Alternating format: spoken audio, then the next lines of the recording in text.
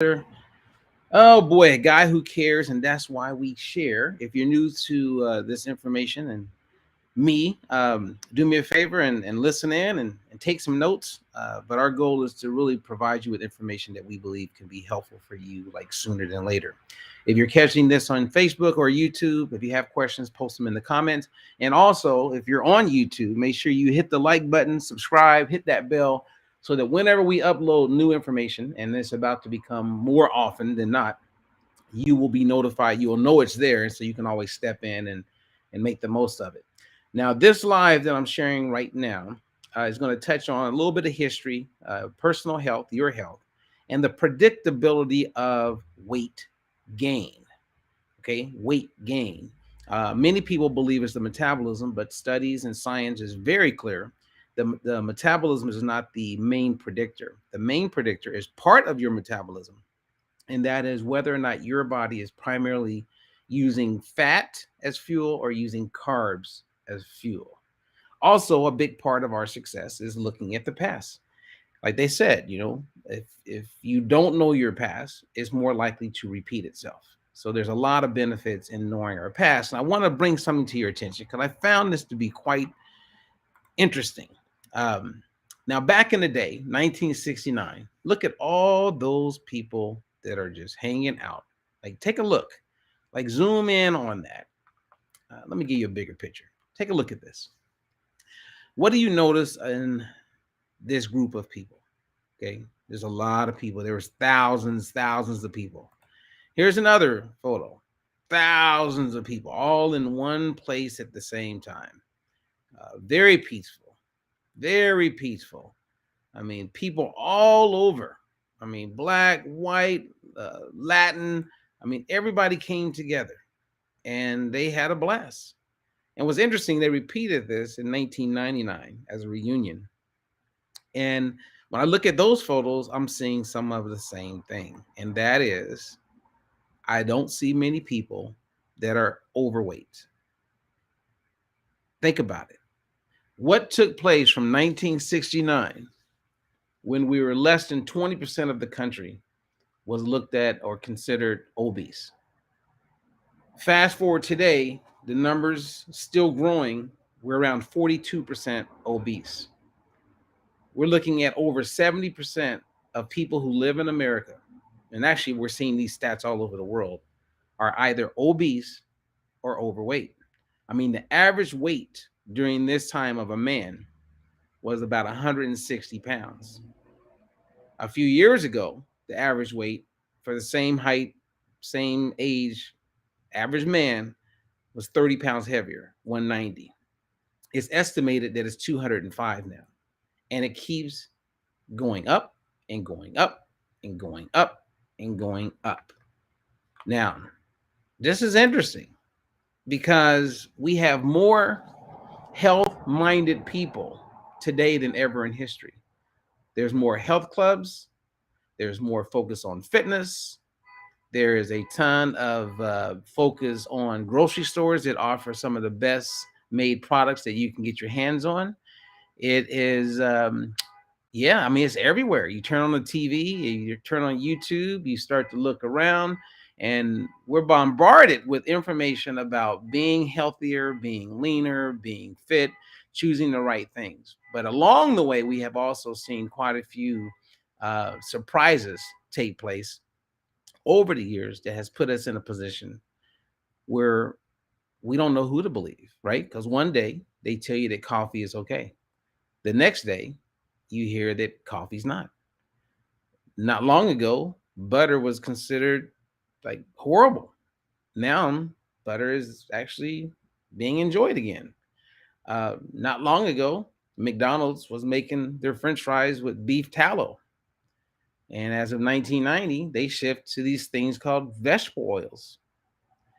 And when you see the increase of these things called vegetable oils, and you see a lot of focus on sugar, we see a correlation from 1969 to where we are today, where more people are overweight, more people are battling with their health, more people are tired, more people are, they got fog brain, More people have these autoimmune diseases. More people are falling prey to cancer. And I know we could all argue and say, well, people are living longer. And of course, if you live longer, then, it's inevitable for something like that to happen.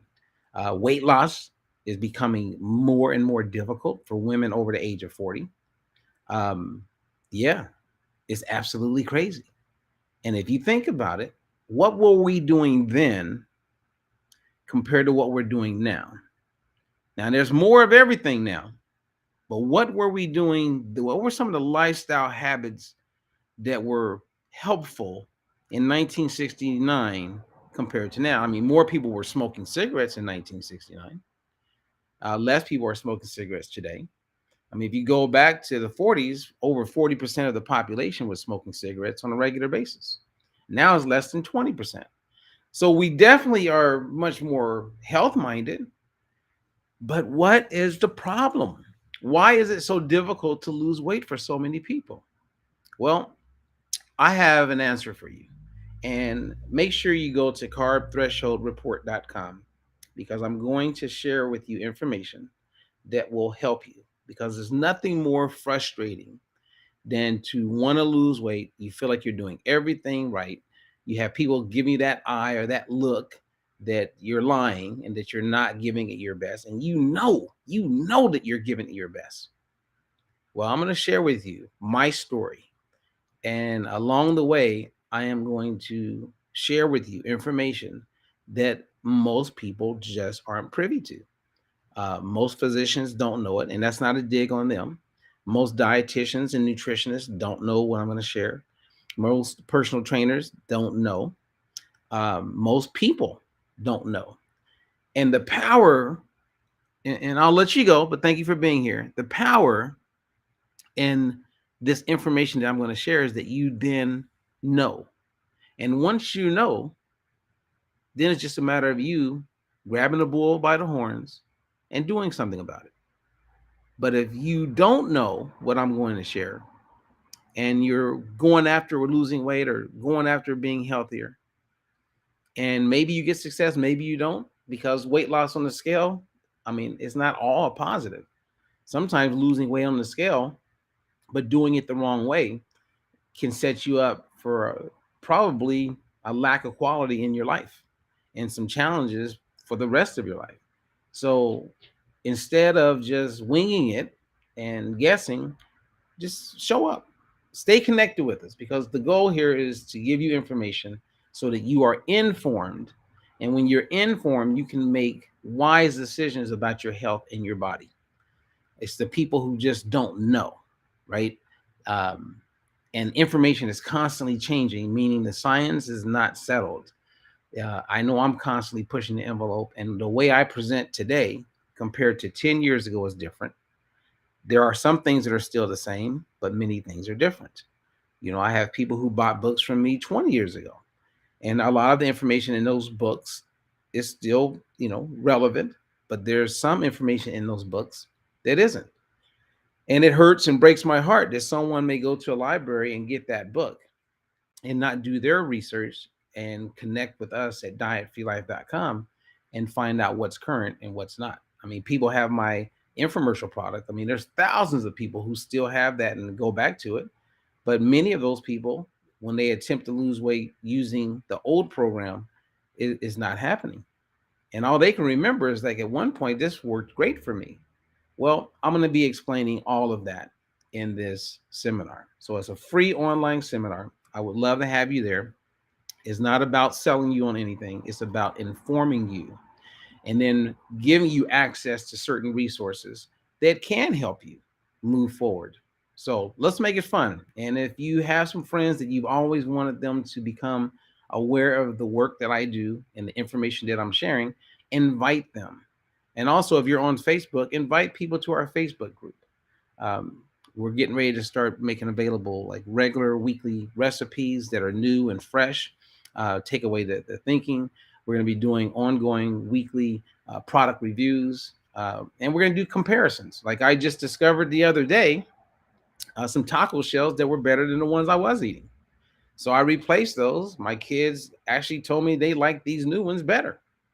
And then I share that information in social media. And a lot of my people aren't always on Facebook. And that's why we have the YouTube channel that's growing. And that's why we have a community at Diet Free Life that we're about to open up the doors and let people come inside. And that's where we'll have all of the information. But again, look at the past and it will tell you a lot. It's kind of like if you look at the past and you think of past diets you've done, we all will come to agreement that diets, that's not a lifestyle. It's a diet. I mean, the word itself is strange because the first three letters is die. So we're not about that. It's about moving forward. But look at the past. They were drinking soda back then in 1969. They were eating processed foods in 1969. So you got it? You with me? All right. Well, thank you for being here. I'm